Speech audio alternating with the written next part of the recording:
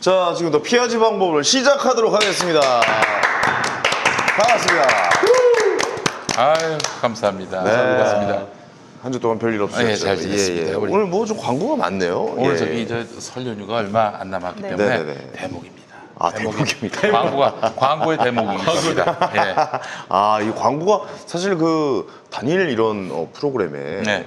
단일 이 채널에 네. 네 개가 붙는다는 거는 거의 뭐 경이적인 수준 아닙니까? 그 제가 이제 예. 팟캐스트 할 때도 네. 이 별명이 광고 흡혈귀. 광고. 네. 쪽쪽 빨아먹는군요. 쪽쪽 빨아먹었습니다. 그냥 뭐 그래서 살이 괜히 이렇게 불어난 게 아니에요. 아, 역시 단 것만 또 그렇습니다. 쪽쪽. 쪽쪽 네, 빨아먹었습니다. 광고주분들에게 다시 한번 말씀드리지만, 네, 저도 좀 빨아 드세요. 너무 예. 이쪽만 빨지 말고 예, 알겠습니다. 같이 좀 먹어주시기 예. 바랍니다. 예. 자, 그래 오늘 또 광고부터 바로 갑시다. 그러시죠. 예. 아니, 소개부터 해야지 소개. 아유, 저 소개를 안 했네요. 아유, 예, 죄송합니다. 예. 자, 뭐, 저는 완주판사 황현이고요. 여기 또, 용의, 피의자, 네. 김용민 씨. 안녕하십니까. 그리고 소재민 변호사님, 그리고 안녕하세요. 김남국 변호사님. 반갑습니다. 반갑습니다. 오늘 정신이 없었네요. 네, 예, 김남국 예. 변호사님 저기 유튜브 구독자 10만이 넘었어요. 벌써요? 13만 3천이 돼가지고요. 예. 오, 와. 아니, 뭐, 사고 쳤어요? 뭐, 어떻게 이거 싸우시지 않은데. 그러면은 예. 어떤 프로그램을 돌렸어요? 구독자 어떤- 수가 늘어나는 프로그램. 매크로요?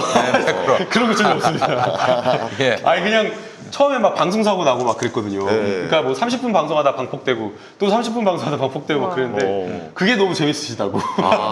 좀 생방을 좀 하셨군요. 네, 그러면. 생방송을 이제 연습 이제 어떻게 하는지 모르니까. 이제 김남국 변호사가 좀 변칙을 많이 썼어요. 반칙을. 그러니까 이제 30분마다 광폭해가지고 뭐 저기 유리창을 깨고 30분마다 그리고 집에 거울을 깨고 이러니까 간장을 부었다는 얘기가 간장 있던데. 간장도 있고. 이건 있었어요. 침대는 제가 공개를 했어요. 그래요? 제 안방 침대. 예, 알겠습니다. 그 생고기를 씹어 먹기도 하고 말이죠. 네. 예, 하여튼 예. 정말 이 유튜브계 라스푸틴이라고. 예, 그 이제 나중에 이제 아주 별짓을 다 하겠어요. 여자 BJ랑 뭐 듀엣으로 뭘 했다는. 아유, 그럼 진짜? 예. 아이고, 그런 거 써요. 그래요. 그냥 막 던져보는 거예요. 예. 박망예 할머니. 예, 그렇죠, 그렇죠. 박망리 할머니랑 또 재밌는 거 하셨다고. 예. 네. 어쨌든 뭐 좋은 콘텐츠로 계속 좀 인사 좀 너무 부탁드리겠고. 감사합니다. 더 열심히 하겠습니다. 13만이면 역대 최단 기간 아닙니까? 예, 만들고. 대한민국 1등 했어요. 그래요? 예. 급등순위 최단 기간. 예.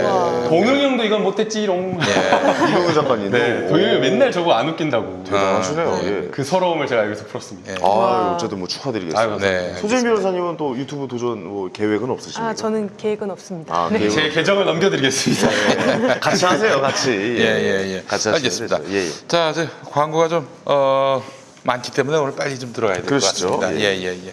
뭐부터 할까요? 그럼 찹쌀떡부터 합시다. 그러시죠. 예. 자, 용인 백옥 찹쌀떡. 네. 찹쌀떡 좋아하세요? 네, 좋아합니다. 예, 그렇습니다. 찹쌀떡 좋아하시는 분들께 강력하게 추천합니다. 이런 실한 찹쌀떡. 와, 이게 그냥 엄청 크네요. 큰 손에 잡힙니다. 예, 잡혀요. 예. 거의 제 얼굴만 없습니다. 아이고, 세상에. 근데 통통합니다. 통통하면서 말랑말랑. 예. 네. 아이고 세상에 진짜 실하네요. 자, 찹쌀떡 좋아하시는 분들께 강력하게 추천합니다. 이렇게 실한 찹쌀떡을 이 가격에 만나기는 정말 어렵습니다. 가격부터 말씀드리자면은 용인 백옥 찹쌀떡 한 박스 10개 10개 들어가는데 12,000원. 네, 원래는 사실 16,000원인데 20% 할인을 한 것입니다. 네, 자, 이게 한 박스 10개 들어가 있는데 12,000원. 세 박스, 그러니까 30개 들어갔겠죠? 요거는 또 36,000원에 모시고 있는 것입니다. 네. 자, 일단 이거 배부르겠네. 하나 먹으면 진짜. 와, 엄청 크더라. 우와. 응? 이거 봐봐. 안에 호두랑 견과류, 마카다미아 뭐 이런 게 씹히냐 진짜? 이게 대한민국 제과 명장 박준서 셰프가 만든 작품입니다. 네. 먹으면 사라지는 떡이지만 이건 정말 작품이라고 해도 과언이 아닙니다. 이게 찹쌀떡이 막 원래 달라붙잖아요. 네. 안 달라붙어요. 안 달라붙어. 네. 입천장이나 이런데 많이 안 달라붙어요. 네. 제과 명장이라고 제가 얘기했습니다. 왜 웃으세요? 너무 맛있어. 너무 맛있어요. 아이고, 소재민 변호사님. 저 정도의 리액션 처음인 것 같은데. 네. 저기 소재민 변호사님은 맛있으면은 웃음이 들리시는 분입니다. 예, 솔직한 분이에요, 저분. 네, 그래요. 네. 게다가 공짜로 먹는 맛은 더 어떻습니까? 더 좋죠. 네, 그렇습니다. 자, 이 제과 명장이라고 네네. 있어요. 대한민국 고용노동부에서 있죠. 서류 심사, 면접을 통해 매년 각 기술 분야를 대상으로 선정하는 최고의 기능인을 의미합니다. 1986년에 시작된 제도고 2000년에 제과 부문 첫 명장이 탄생했고 박준서 명장은 네. 2016년에 제과 명장 11호로 선정됐습니다. 명장으로 선정되면은 명장 증서와 기능 장려금을 받고요. 각종 기능 경기 관련 심사위원으로 위촉됩니다. 그렇군요. 장려금이 얼마인지에 따라서 네.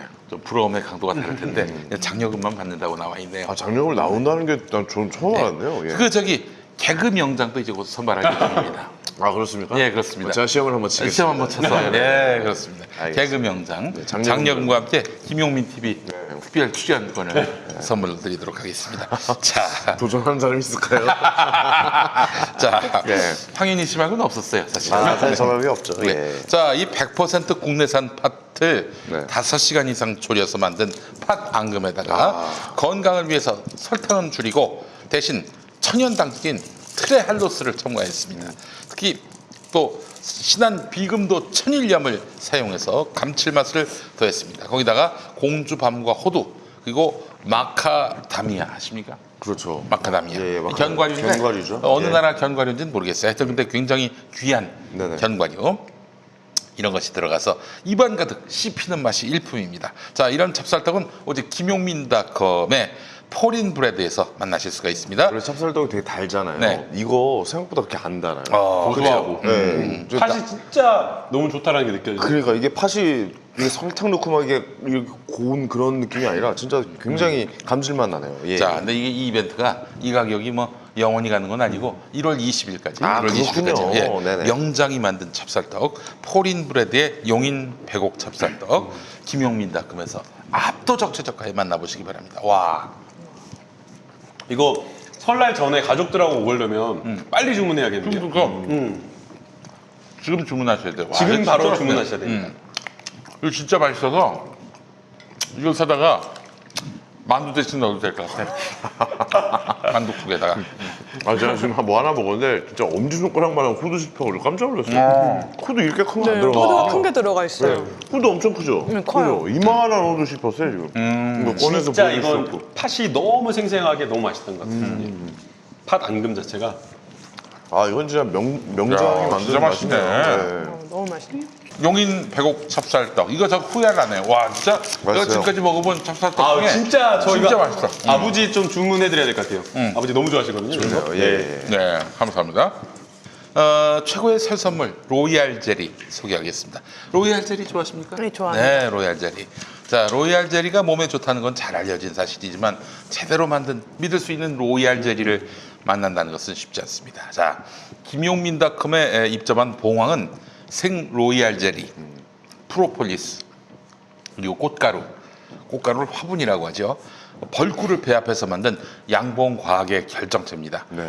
100% 국내산 물 한 방울도 들어가 있지 않았습니다. 이거 화분 예, 진짜 비싸던데. 그렇습니다. 예. 이 봉황은 필수 영양소, 단백질, 비타민, 칼슘, 철분 등이 풍부해서 노화 방지, 발효, 항염, 면역력 증가, 네, 피로 회복에 아주 좋습니다. 왜 웃으신 거예요? 네, 갑자기. 뭐에서 웃으신 거예요? 발육에서 웃은 거예요? 예, 발효까지. 예. 굳이 뭐 발육을. 예. 발육에서 왜 웃어? 자, 봉황. 네. 최근에 구매 후기를 제가 읽어보겠습니다. 진짜 네. 좋아요. 이것만 먹으면 피로가 없어져요. 아침에 일어나기 힘들고 몽롱했는데 봉황 한 숟갈 아침에 먹고 일어나면 그때부터 활력이 생겨요. 몸이 뜨거워져요. 하루에 5시간만 자도 피곤하지가 않아요. 가족들 선물하려고 2+1 재구매합니다. 라고 하셨습니다. 소비자가가 24만 9천 원인데 네. 자, 김용민닷컴에서는 말이죠. 18만 9천 원. 많이 할인. 무려 5만 원. 네.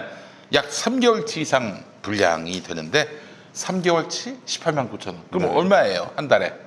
한 6만 원 정도. 6만 원 정도. 6만 자기 3천 원. 건강을 위해서 6만 원 못 씁니까? 네. 그냥 저기 뭐야?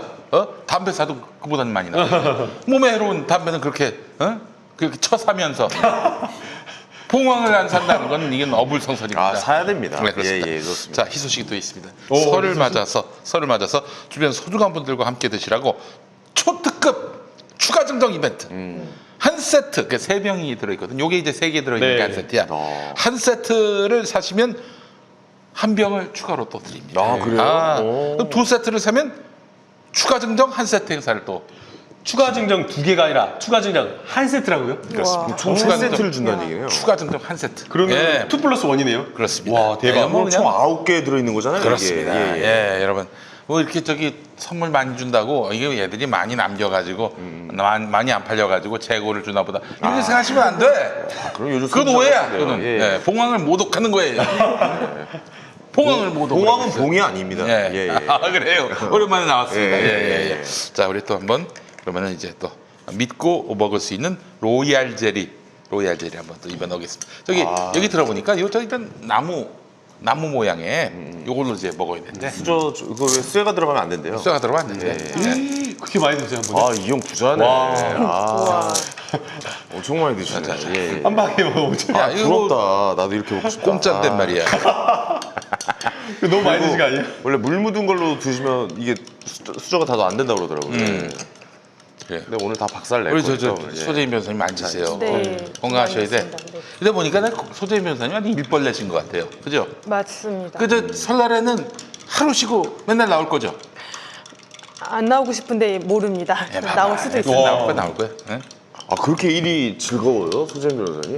뭐 재밌어요. 재밌어요? 네. 오, 여태까지 했던 일 중에 제일 재미나요? 변호사. 저기 자. 한 개 변호사밖에 없어가지고. 아, 그런가? 극우 논객 변희재 씨라고. 아, 변희재 씨 잘하죠? 변희재 씨가 가장 행복한 시간이 언제냐고 언제입니까? 고재열 기자가 물어봤대요. 네. 변희재 씨 한 얘기가 네. 토요일 날 네. 목욕하고 고소장 쓸 때. 재밌는 분이에요. 재밌는 분이에요. 예. 어떻게? 또 토요일은 좀 쉬시지, 그걸 또 고소장 쓰실 때 제일 행복하군요. 변호사로서 뭘 할 때 제일 재밌어요, 근데? 좀 이런 말이 맞는 얘기인지 모르겠지만. 억울한 사건 그런 것들을 이제 풀어낼 때가 제일 예를 들어 무죄 판결 받아낸다든지 이런 거. 정말 법리적으로 다툼의 여지가 있는데 억울하다고 한 사건 무죄 받아내거나. 억울한 사건을 딱 끝내놓고 네. 이게 물에다가 봉황을 타서 한 모금 먹을 때. 그때가 제일 행복한 거 마무리가 봉황이에요. 봉황으로 봉황. 가야죠. 예, 그렇습니다. 여러분 봉황 많이 사랑해 주시고 봉황이 희망입니다. 그렇죠. 예. 봉황이. 자, 맛있다, 봉황. 역시 그 우리. 예전에 예. 그 세례요한이 석청과 메뚜기를 먹었습니다. 예? 메뚜기요? 석청과 메뚜기. 석청이 바로 이 로얄 젤이에요. 로얄 젤리. 네, 여러분 세례요한이 드셨던 로얄 젤리.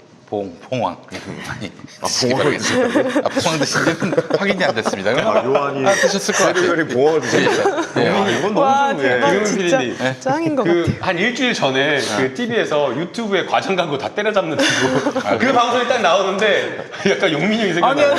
근데 누가 봐도 개근데 뭐. 예. 그 저기 과장 광고 12건 사람 데려오라고 그래. 네가 봤어 세례 요한이 이거 봉황은 먹었을 수도 있는 거 아닙니까? 먹었을 수도 그렇잖아요. 예. 예. 형 이러다 끌려 들어가요. 그렇잖아요. 혹시 끌려 들어가시면 제가 봉황 넣어드리겠습니다. 아니 그래요. 무료 변론 좀 해주세요. 그 억울함을 풀어주시고 그러니까요. 봉황 한잔 하세요. 봉황 예. 넣어드리겠습니다. 알겠습니다. 예. 자, 오늘 어떤 주제에 대해서 좀 이야기 나눠볼까요? 자, 우선 댓글부터. 댓글 댓글 네네. 하겠습니다. 저희가 지난 시간에 지난주 댓글이죠? 예, 예. 지난 시간에 나눴던 얘기는 이제 조국 교수 공소장에 대해서 얘기를 했고요. 이제 조국 교수에 대해서 수사 결과가 나온 것이었죠. 근데 그 수사 결과가 4개월 동안 검찰이 언론을 통해서 나라를 뒤흔든 것에 비하면 정말 너무 빈약했다. 이런 얘기들을 했고요. 그다음에 검찰 간부 인사 전망에 대해서 얘기를 했고 검경 수사권 조정 내용에 대해서 얘기를 했어요. 근데 이제 저희 다음 주 그 지난주 화요일 날 얘기를 했는데 그 다음 날 추미애 장관이 인사 발표를 했죠. 그렇죠. 그리고 이제 일주일이 지난 지금까지도 굉장히 뜨겁게 논란이 되고 있는데요. 여기에 대해서 댓글을 하나만 읽어보겠습니다. 대검에서 법무부의 인사안을 먼저 내는 게 절차라고 언론이 보도하고 있는데 맞나요? 법무부가 대검 아래에 있나요? 대검이 먼저 의견을 보고하고 법무부가 검토해서 결정하면 되는 것 아닌가요? 완전히 세상이 거꾸로 가고 있네요. 이런 의견을 달아주셨어요. 그래서 저도 검찰청법을 찾아봤는데 장관이 검사 인사에 대해서 대통령에게 제청을 하면 이제 대통령이 임명하는 거로 되어 있고 그 경우에 장관은 검찰총장의 의견을 들어서 제청한다 이렇게 되어 있기 때문에 그리고 이제 법무부 가 검찰을 지휘 감독하는 위치에 있잖아요.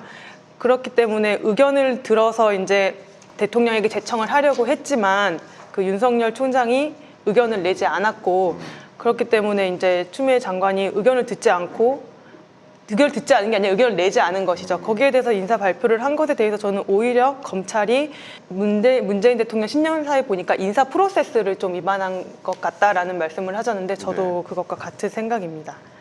그리고 알겠습니다. 예. 황현희 씨에 대한 댓글이 하나 있어서 저희가 하나 댓글 오랜만에 소개해 읽어보면은 주시네요. 황현희 씨 질문이 조금씩 날카로워지고 있는 느낌적인 느낌입니다. 이런 느낌적인 느낌. 네. 하나 그저 있었고요. 느낌적인 네. 느낌입니다. 예, 네. 예. 생각적인 생각이었습니다. 예, 예, 예.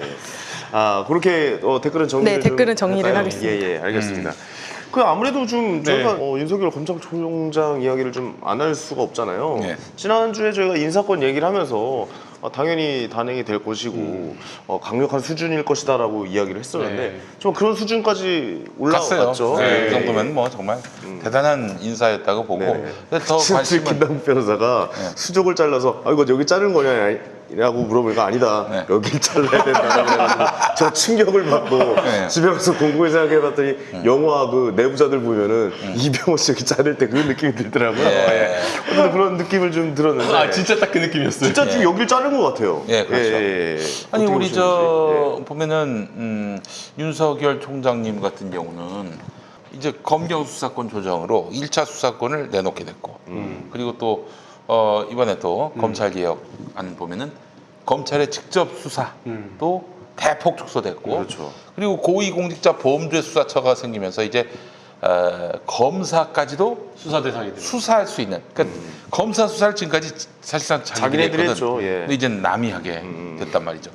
이쯤 되면은 게다가 이제 마지막 남은 그 이제 일선 그 수사 검사들 중간 간부급 인사들 요거마저도 말하자면 개혁파들이 등용된다면은 이 윤석열 형님은 이제 뭐 그냥 임기만 채우고 마시는 그런 상황이 되지 않겠는가. 아 임기를 못 채우고 나가는 것도 저는 생각을 해보고 있는 거예요. 아 중도 네, 중도 하차. 왜냐면 한다. 이게 추미애 장관님께서 인사를 엄청나게 강력하게 하셨잖아요. 근데 그 인사를 하는 과정에서 의견을 듣는다 가는 과정에서 항명이 있었다라고. 네네네. 명을 국회에서 그랬잖아요. 내 명을 거역했습니다라고 하면서 왜냐하면 검찰청법 34조를 보게 되면 검찰총장의 의견을 듣는다라고 되어 있는데 아니 그래가지고 법무부 장관이 인사하려고 하는 그 당일날 1월 8일날 오라 그랬잖아요. 오전 10시 반에 안 와. 그래가지고 내가 시간을 비워두고 기다릴 테니까 오라라고 했는데 6시간 동안 법무부 장관이 기다렸는데 안 온다라는 거예요. 그 다음에 정말 이거는 사실 엄청 화나는 일이잖아요. 계속 안 와서 왜 안 온가 해서 의견을 들어보니까 제3의 장소에서 만나자고. 이거 뭐 무슨 스파이야? 제3의 장소에서 구체적 인사안을 들고 따로 만나자고 이렇게 이야기를 하는 거예요. 그럼 이거는 법무부 장관의 도전인 것이죠. 관례도 없고 법률상 근거도 없는 것이고. 네네. 그러니까 당연히 추미애 장관님은 이게 내 명을 거역한 것이다 라고 얘기한 거 있고요. 거기에 대해서 추미애 장관님만 화낸 게 아니라 이낙연 전 총리님 굉장히 온건하시잖아요. 네, 오늘 이제 오징어 오늘 뭐 하잖아요. 그만두셨어요. 그러니까 네. 오늘 그만두는 분이 이렇게 뭐라고 하고 나가기 쉽지 않거든요. 굉장히 뭐라 해놓고 실행하라. 조치를 강구해서 실행하라라고. 그래요. 예, 예. 맞아. 근데 검찰 쪽에서는 그 전에는 법무부가 먼저 인사안을 가져왔다. 그래서 검찰이 이거를 검토한 다음에 인사를 하는 게 관행이었다라고 주장을 하는 것 같아요. 네. 근데 설령 그런 관행이 있었다고 하더라도 그 관행 자체가 잘못된 것이었던 것 같고요. 그 지금 이제 좀 검찰이나 법무부의 관계가 좀 정상화가 되어서 인사 프로세스도 투명하게 진행이 되는 게 저는 맞다고 생각이 듭니다. 아니 그 관행이어도 이게 안 맞는 게 기수가 더 높아요. 추미애 장관님이. 나이도 많아요. 그러니까 옛날에는 법무부 장관이 이제 검찰 출신이어서 황교안 같은 선후배 관계. 선후배 관계이기 네. 때문에 아삼육이었던 그러니까요. 서로 그냥 잘 아는 같은 단체였죠. 그러니까 어떻게 뭐 예, 예. 제3의 장소가 저기 사우나일 수도 있는 거 아닙니까? 아니면 법원 구내식당. 뭐 식당 법무부 그 구내식당. 앞에 커피숍일 수도 있는 거고. 아니, 그러니까 예. 그 기수가 9기수나 높고 나이도 한 서너 살 많고 그 추미애 장관이 오라 그러는데 네가 감히 딴 데로 오라 그러면 안 되죠 이거. 게다가 인사안을 당신들이 만들어 놨으면 그걸 가지고 와라. 그런 말을 했다는 거 아닙니까? 근데 이제 추미애 장관은 백지 상태에서 네 의견 얘기해봐. 인사는 보여줄 수 없고 이렇게 나왔단 말이죠.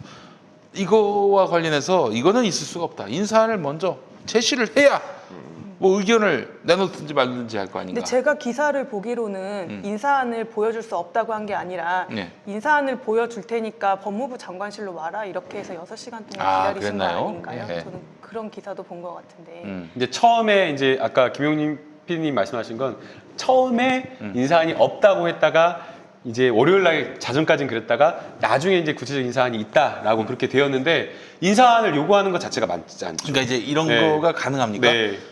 이제 검찰총장의 의견을 들으려고 해요. 네. 근데 검찰총장한테 내가 이렇게 인사할 건데 네 의견 제시해봐. 이게 아니라 네 의견만 얘기해. 네 의견만 당연히 얘기해. 가능하죠. 그럴 수 있죠. 당연히 가능하죠. 당연히 그렇게 왜냐하면 그 인사에 대해서 의견을 들으라는 그 방법에 대해서 구체적으로 정하고 있지 않아요. 그러면 다 정해갖고 법무부 장관이 검찰총장한테 갖다 바치는 게 맞겠어요? 그거 맞지가 않죠. 말이 안 되죠. 그러면은 그거 마치 그것은 그럼 검찰총장이 보고 야 요거는 괜찮고 요건 안 괜찮고 이렇게 마치 사인하는 것처럼 허가하는 것처럼 되잖아요. 이거는 누가 보더라도 대통령이 가지고 있는 임명권을 마치 검찰총장이 행사하는 것처럼 되니까 이건 거꾸로인 거죠. 그러니까 이제 한마디로 추미애 장관은 제3의 장소로 나와라. 그리고 인사안을 갖고 와라.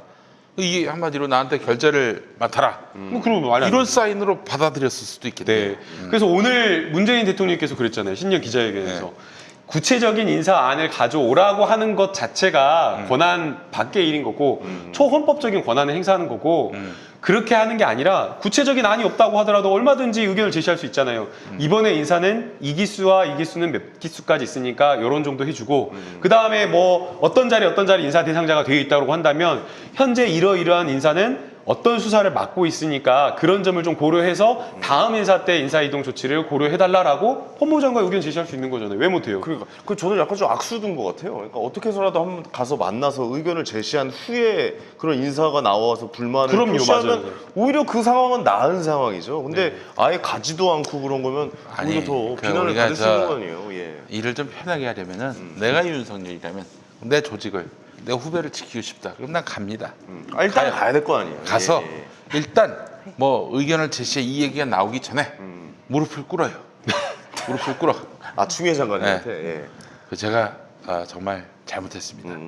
아니 바지를 내리고 무릎을 꿇어. 아 바질 내리면 안 되죠. 저 그러네. 죄송합니다. 제가 법무부 장관이 영화 너무 많이 봤어요. 그 영화 나왔잖아. 그래, 황정민. 황정민 씨 내리잖아요. 네, 네. 그 검사 앞에서. 네, 그렇지. 죄송합니다. 영화님. 예. 수습하려는 노력 보기 좋습니다. 깜짝 놀랐습니다. 수습하려는 노력. 생각했어요. 하여튼 가서 무릎을 꿇고 잘못했다고. 잘못했다고. 그리고 제발 제 동생 동훈이 살려주십시오. 제 또 동생 예. 찬호 지켜주십시오. 소윤이. 소윤이도 지켜주십시오. 뭐 그렇게 얘기하고 제 동생들만 저희가 안 됩니다. 수사 접겠습니다. 뭐보다 수사 접으라고 지금 이제 그러라고 인사를 그런 한 건 건 아니죠. 여하간 나라면 그렇게 할 것 같아요. 나라면 내 동생들 위해서 그렇게 직접 가서 네. 오픈하고 예, 이렇게 예. 얘기를 했을 것 같다. 예, 뭐 약간 예. 이런 말씀인 것 그렇게 같아요. 의견을 제시할 수 있죠. 왜냐하면은 사실은 이번 추미애 장관 인사가 조국 수사에 대한 문책성 인사라고 저는 보여지거든요. 네.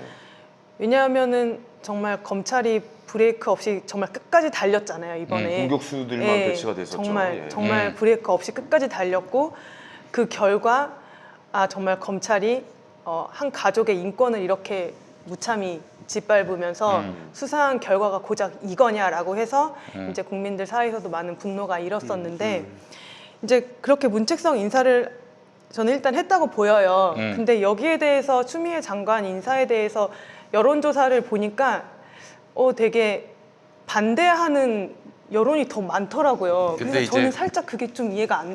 오차범위 아닙니다. 오차범위 네. 아니에요. 이제 뭐, 그게 문항 데일리안인가 거기서 한 것 같은데 문항의 문제가 있어요 좀. 그러니까 이게 매우 좋은 매우 찬성 약간 문항의 문제가 좀 있고요. 그 다음에 이제 아무래도 이 사안 자체가 양극단이 나눠져 있는 그런 사안이거든요. 그러면 움직이는 거는 여론에 따라서 움직이는 것은 중도에 있는 사람들이에요. 그런데 아무래도 이 중도에 있는 사람들은 뭐 여러 가지 보수적인 어떤 언론이나 이런 것들에 노출이 많이 되니까 사실상 일정 부분 부정적인 여론이 다소간 영향은 있었을 걸로 보는데 그러나 저는 제가 생각했을 때 이 지금 인사에 대해서 잘했냐 못했냐 많은 이 여론만 봐서는 안 된다고 봐요. 왜냐하면 이 여론은 조금 한계가 있는 분명한 여론조사이고 다른 여론조사 그러니까 대통령의 어떤 직무수행 평가에 대한 여론조사와 그 다음에 더불어민주당 여론조사 이런 것들을 함께 보면 대통령 직무수행 여전히 지금 소폭만 하락하고 거의 영향이 없거든요. 더불어민주당도 역시 마찬가지고요. 그래서 그런 어떤 다른 여론조사까지 좀 종합적으로 평가를 하면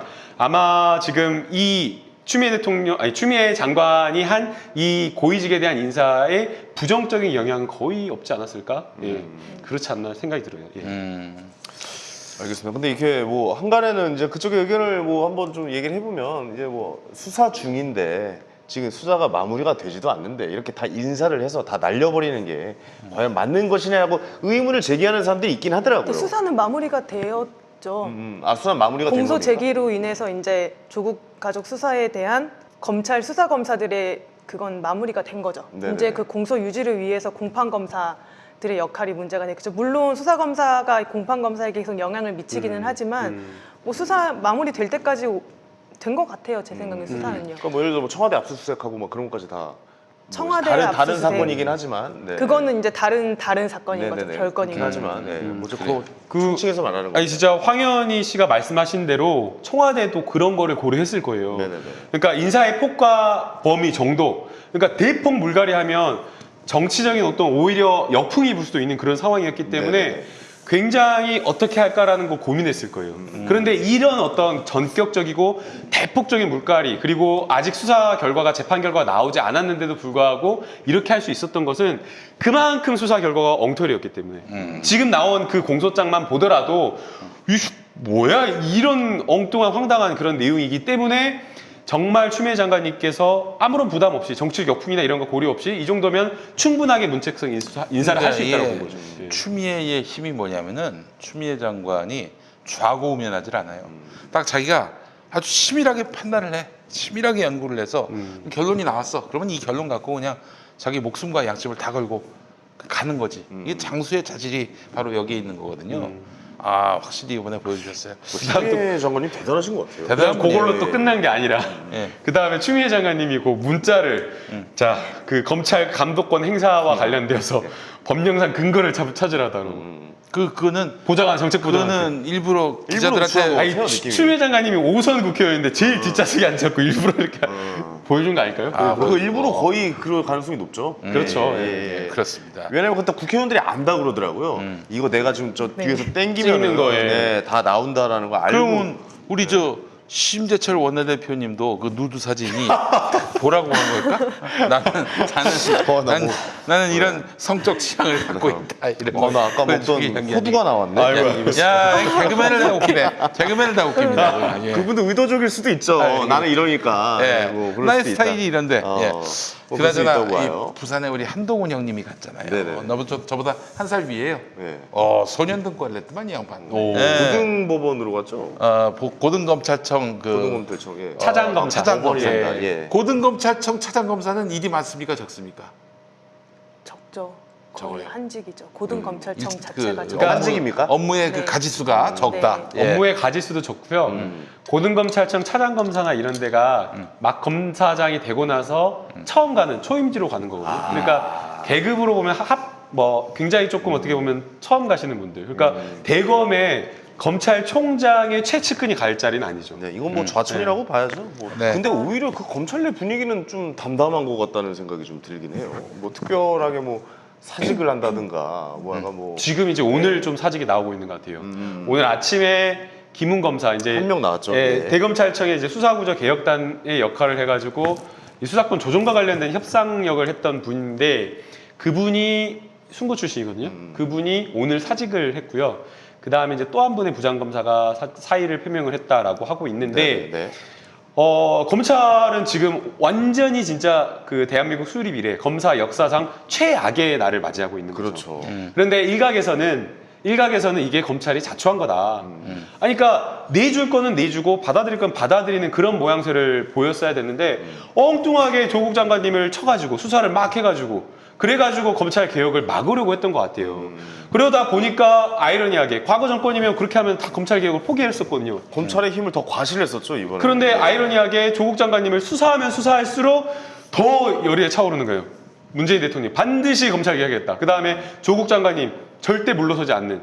그렇게 되다 보니까 지금 이런 어떤 여러 가지 인사라든가 검찰 개혁안, 검경 공수처 다 통과됐잖아요. 그럼 이런 것들을 결국에는 다 검찰총장과 특수부가 자초했다라는 지금 평가를 자, 받게 돼요. 그렇다면 지금 저 정경심 교수, 조국 교수 관련한 혐의를 살펴보면은 정경심 교수는 표창장, 그리고 사모펀드, 그리고 조국 교수는 그 뭐 직권남용, 입시비리. 입시비리, 입시비리, 그몇 가지 되더군요. 그러니까 그거 어떻게 될 것 같아요? 입시비리, 뇌물, 증거인멸 고다.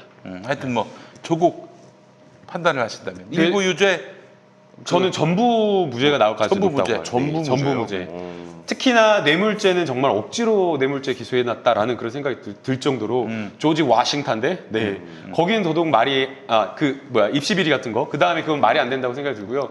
또 뇌물죄와 관련돼서 600만 원 뇌물죄 되어 있는데 뇌물죄와 관련돼서 장학금이 뇌물죄가 되는 경우가 있어요. 네. 그런데 그거와 같은 경우에는 정확하게 대가 관계가 인정이 돼야 돼요. 근데 지금 여기서는 이 뇌물죄에서는 공무원의 민정수석이 직무 범위에 포함되어 있는지 아닌지 여부도 명백하게 아닌 것으로. 모호하다. 왜냐하면 아니, 예. 모호한 게 아니라 아니죠. 왜냐하면은 지금 민정수석인데 아무리 민정수석이 뭐 포괄적인 권한이 있다고 하더라도 지방 그 부산시에서 임명하는 의료원장 거기에 어떻게 임명에 영향을 미쳐요? 그 말이 안 되죠. 위원들이 엄청 많아요. 거기 부산시장도 함부로 하기가 어려운 데인데. 그래서 이거에 대해서 직무 관련성 인정하기가 어렵기 때문에 그리고 거기에 대해서 대가 관계나 대가성도 이거는 진짜 공소유지 어려워요. 그래서 저는 대개 다 전부 다 무죄가 나오지 않을까 생각이 들어요. 전부 다 무죄죠. 네. 소재인 변호사님 어떻게 저도 뭐 대부분 특히 뇌물죄의 경우에는 무죄가 나올 가능성이 크다고 생각이 들고요. 네네. 그 우리나라 국정농단 사건을 수사해서 수사 결과를 이끌었던 사람들이잖아요. 사실은 한동훈 검사도 그 뭐 사법농단이나 국정농단, 그 이재용 뇌물죄나 최순실 사건에 대해서 정말 열심히 수사를 해가지고 그분이 기소를 대기업의 했던- 저승사자였다면서요? 네, 그 사람들인데 네. 그때는 국민들이 그 검찰의 행동을 지지를 해주었지만 왜 지금은 검찰에 대해서 이렇게 분노를 하고 있는지 그것들을 좀 생각해 보시는 계기가 되지 않을까 싶어요. 근데 소 변호사님 보시기에는 어떠세요? 왜 윤석열 형은 그 자기를 믿어줘서 6개월 전에 사실상 자기가 전부 인사할 수 있게끔 대통령이 이렇게 신임을 하고 밀어줬는데 이 뒤통수 칠 친이유는 뭐라고 보세요? 그러니까 저도 어느 방송에서 들었던 것 같은데 저도 같은 생각이어서 네. 그러니까 검찰이 정말 오만해진 것 같아요. 오만해졌다. 그러니까 검찰이 우리나라에서 가장 최고의 권력이다. 그래서 지금 추미애 장관에게도 그런 식으로 검찰총장이 행동을 했던 것 같고, 그러니까 일단은 국정농단 사건을 수사를 했죠. 그 다음에 사법부에 대해서 사법비리 사건에 대해서 수사를 했죠. 그리고 조국 사건을 지나면서 이제 대통령의 인사권에까지 강력한 영향력을 행사할 수 있다는 거를 이제 검찰이 보여주면서 뭔가 대한민국의 최고 권력은 검찰이다라는 게 더 공고해진 것 같아요. 게다가 문재인 대통령은 검찰을 이용하지 않았잖아요. 그냥 수사하도록 일단 다 내버려 둔 거잖아요. 사실 네. 윤석열 총장은 박근혜 정권에서 댓글 수사를 하려고 하다가 좌천된 검사였단 말이에요. 그러면 그 전에도 이제 정권에서 뭐 정권에 칼을 들이대는 수사를 하면 뭐 자천시키고 여러 가지 방법들이 있었겠죠. 근데 그걸 하지 않고 끝까지 갈 수 있도록 일단 다 놔뒀다는 생각이 들거든요. 그런 과정에서 그냥 검찰이 최고 권력이다라고 그렇게 오만해져서 이런 일이 발생하지 않았나 싶어요. 그렇죠. 옛날에는 박근혜 정부 때만 해도 뭐 최동국 검찰총장 뭐 약간 좀 안 좋은 소문 돌게 해서 검찰총장에서 내려오게도 만들고 뭐 네. 그런 일이 많았는데 사실 문재인 정부에서는 사실 그렇게 하지는 않았잖아요. 그러니까 뭐 이렇게 뭐 알아서 수사하세요라고 이제 내비뒀는데 이게 너무 오바가 되고 아주 아니, 무리한 그러니까 수사를 하고 일 때까지 계속 수사를 하는 거예요. 그러니까 파고파면 너는 내가 죽이겠다라고 아니 그렇게 지명을 얘기해서 그렇게 털어가지고 안 나올 사람 뭐 어디 있어? 그치 뭐, 이동영이 같은 경우는 검찰이 자기 수사하면 5분 만에 무릎을 꿇고 5분 오래 버티네. 네. 저는 가자마자 부를 건데. 가자마자 발이 내. 바지 내리고 안 그렇게 난 바로 할 거거든요. 야, 동영 형님 오래 버티는 거예요. 네, 오래 버티죠. 예. 네. 근데 검찰이라는 데가 그렇다고 그러더라고요. 네. 수사한 사람들 그러니까 얘기 이제 들어보니까 수사 받은 사람들. 아니, 죄가 있으면 수사해도 되는 거 아니냐라고 생각을 하잖아요. 네. 근데 그렇지가 않아요. 우리 헌법이라든가 형사소송법에서 정하고 있는 대원칙이라고 하는 것은 수사라고 하는 게 기본적으로 인권, 이런 어떤 사생활 침해 그러한 것들을 수반하기 때문에 제한적으로 최소화라는 게 이 형사소송법과 헌법의 대원칙이에요. 그래서 적법 절차 원칙이 괜히 있는 게 아니거든요. 그러한 것들이 다 인권을 보호하면서 수사를 하라는 거거든요. 그런데 지난 6개월 동안 보여줬던 검찰의 수사는 어땠어요? 20년, 30년 전에 옛날에 웅동학원 뭔 공사 채권 가지고 날리고, 그 다음에 80 넘어 수사하고, 남동생 구속시키고, 아들, 딸 고소고발 들어오지도 않은 것까지 하고, 이게 뭔 일이냐고요. 그러니까 이거는 뭐 제가 한마디로 맨날 말하는 게, 방송에서도 맨날 말하는 게, 해도 너무하다 이런 말이 나온다니까요. 이거 너무하잖아요. 아, 니들은 그렇게 해봐라. 그러면 네 친구들이나 네 엄마 아빠 이렇게 하면 어떻게 되겠냐. 이 말이 나오는 거예요. 갑자기 사투리가 또. 죄송합니다. 갑자기 제가 아니, 저도 깜짝 놀랐네. 김남국 변호사님은 윤석열 씨가 왜 그랬다고 보는 거예요? 아, 저는 이제 여러 가지가 있었다고 보이는데요. 첫 번째는 원래 그런 사람이었다. 원래 그런 사람. 네, 원래 검찰주의자. 그러니까 이게 사람에 충성하지 않고 조직에 충성한다 그랬잖아요. 그러니까 그때 우리가 뻑 가가지고 그 조직을 대한민국으로 생각했던 거예요. 그 조직을 대한민국과 대한민국 국민으로 생각을 했는데 그게 아니었던 거죠. 그거 완전 검찰이었던 거죠. 그리고 또 이게 사실 어떻게 보면 또 검찰, 제가 내부 이야기를 들어보면 검찰 내부에서 또 뭐라는지 알아요? 그 조직이 검찰 조직이 아니라고. 그 검찰 조직이 아니라 자기 친한 끼리끼리, 자기하고 검찰 내부에서 굉장히 뭐 특수부나 승진 같이 하던 그런 어떤 거를 굉장히 조직으로 했던 거 아니냐, 그런 이야기가 있어서 그 점이 저 하나 있고요. 그 다음에 이제 두 번째는 결국에는 검찰 개혁에 저항한 것이 아닌가 생각이 들어요. 문재인 정부와 조국 장관님이 꼭 하려고 했던 게 검찰 개혁인데, 그 검찰 개혁의 핵심은 결국 검찰권을 분산시키는 거잖아요. 근데 검찰은 자기들이 가지고 있는 그 권력을 내려놓고 싶지 않았어요. 제일 핵심적인 그 권력이 고위직에 대한 수사, 직접 쉽지 수사, 않죠. 그 다음에 검찰에 대한 네. 수사지휘권, 이런 것들이거든요. 권력 내려놓는다. 내려놓기가 쉽지 않아요. 그래서 이제 결국에는 검찰에 대한 그런 어떤 개혁을 막기 위해서 이렇게 막 무리한 수사를 하지 않았나 생각이 들어요. 그러다 역효과가 났고 결국에는 모든 걸 다 잃고. 그러니까 오판이었던 자리가 거죠. 왔다. 막 파면, 막 이렇게 파면, 옛날에는 나왔으니까 특수부 수사를 하면 막 파면 다 나왔거든요. 그렇죠. 막 파면, 수사를 막 하면 다 무릎을 꿇었으니까. 근데 무릎을 안 꿇어. 오히려 더 검찰 개혁을 외치는 거야. 국민들이. 저는 이충재 한국일보 수석 논설위원회 그 분석에 굉장히 귀를 기울이게 됐는데, 6개월 전에 인사가 사달이었다.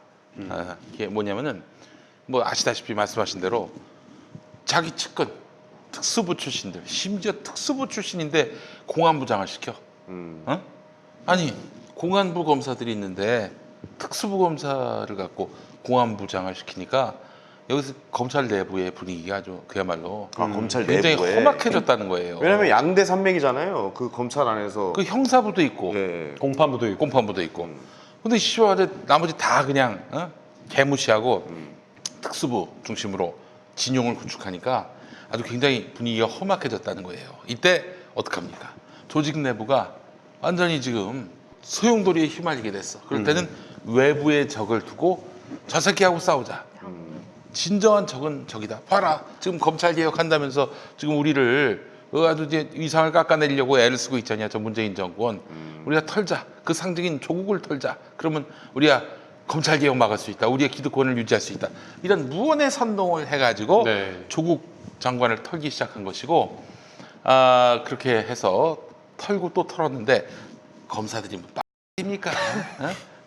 그게 무슨 의도인지 모르겠어요. 이번에 그래서 인사태폭이 한번 나니까 아무도 저 윤석열을 거들지 않습니다. 뭐 무슨 평검사회의 열리고 뭐 집단항명, 뭐 집단사표 나올 줄 알았는데 미동도 없어. 그러니까 생각보다 조용해요. 예. 그게 왜 그러냐면은 또 추미애 장관이 굉장히 인사를 잘했어요.